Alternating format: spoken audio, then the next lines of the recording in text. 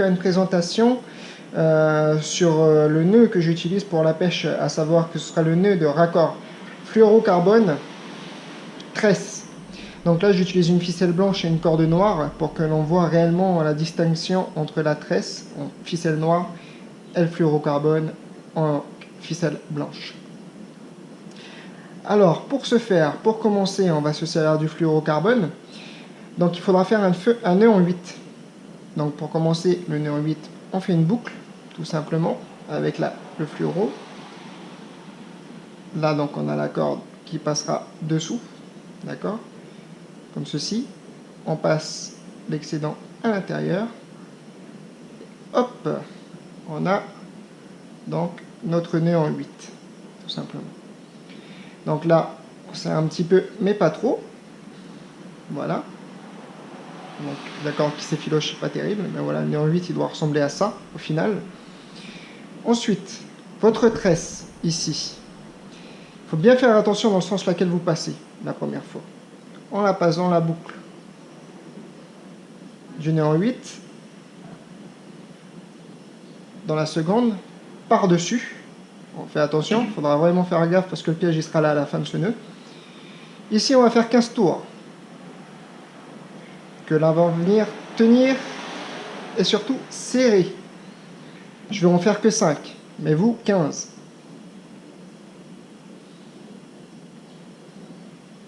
Voilà. On va dire qu'on a fait nos 15 tours. Et 7 en marche arrière. Je vais en faire que 3. Voilà. Le nœud, avant de le serrer, comme d'habitude, il faut l'humidifier. Donc avec un verre d'eau, ce que vous voulez. Il ne faut pas que la tresse chauffe et le fluoro non plus. Et comme je vous le disais, le piège, il est là. Donc là, la corde a été passée par-dessus. Donc là, il faut la faire passer par-dessous. Donc on repasse dans la première boucle, en gardant tout ça serré. On repasse dans la seconde boucle. Et voilà. Là, on en a bien une dessus, une dessous. Et à partir de là, on serre le tout, en commençant par le fluoro et la tresse, qui va venir s'appuyer contre la boucle du fluoro. Et on serre le tout. Voilà. C'est un nœud que j'utilise rapide et efficace. Là-dessus, on peut pêcher en 30 livres, 40 livres sans aucun problème. Voilà. Ce sera un nœud rapide et efficace. Voilà, votre nœud ne sera pas aussi bouffu, hein, je vous rassure, avec la tresse. Ce sera très fluide et ça s'accompagnera réellement. Voilà ce qui est pour du premier nœud, donc le nœud raccord tresse fluorocarbone que j'utilise. Voilà, le nœud là, il est fini. Et on peut y aller. Voilà. À savoir, ce qu'il y a de bien à faire, c'est que les excédents, on les coupe, tout simplement. Là, je ne vais pas le faire, mais on coupe avec un briquet.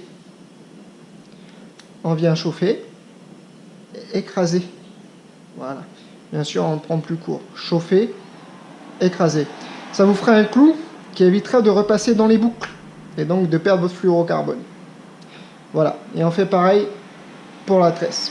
On coupe, on chauffe et on écrase. Et voilà, le premier nœud est fait.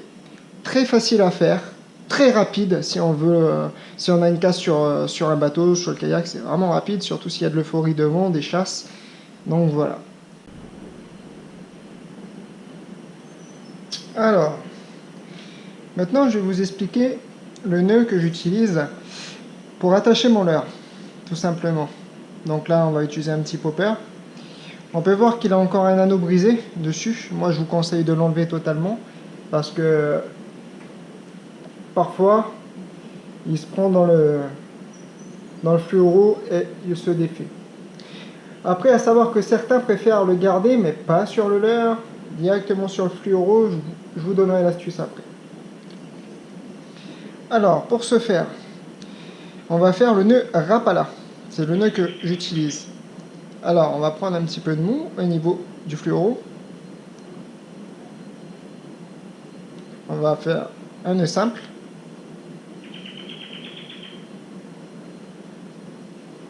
Que voici.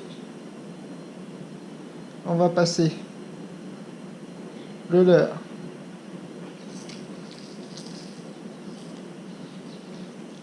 à l'intérieur de la boucle. Ensuite, on passe à l'intérieur. On réduit un petit peu. Voilà. Donc, mon résultat est là. Par la suite, on va faire 6 tours. 1, 2, 3, 6, j'en fais que 5. Et on va repasser tout simplement là à l'intérieur. Et on va venir serrer. Avant de serrer, n'oubliez pas qu'il faut humidifier le tout. D'accord? Donc avec dans un verre d'eau ou autre. Donc on prend son leurre, on prend son excédent de tresse. Et hop, on vient serrer doucement en faisant attention de ne pas se crocher les doigts avec les hameçons.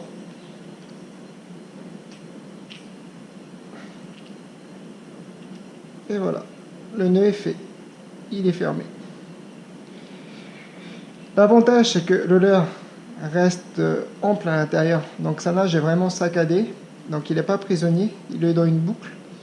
À savoir qu'il faut toujours bien garder sa ligne en tension quoi qu'il arrive, hein, pour ne pas perdre votre poisson. Et voilà, le résultat est joué. Toujours l'excédent de tresse, hein, n'oubliez pas, on coupe, on brûle, pour éviter que ça s'effiloche. Voilà. Aussi simple que ça, rapide, le nœud Rapala, donc pareil, 30-40 livres, j'utilise sans aucun problème. Donc voilà, vraiment rapide et vraiment efficace. Donc comme je vous le disais, il y en a qui préfèrent laisser un anneau brisé directement sur le nœud. Comme ça, on peut changer le leurre beaucoup plus rapidement.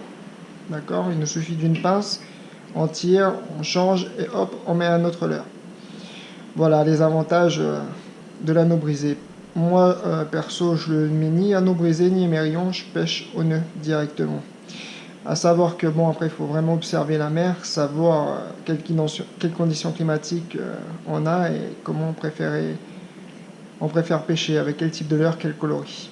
Et ça, par contre, on fera une vidéo directement sur les leurres, ce que j'utilise le plus souvent et les coloris sur lesquels on est amené de changer ou d'adapter un petit peu son style de pêche.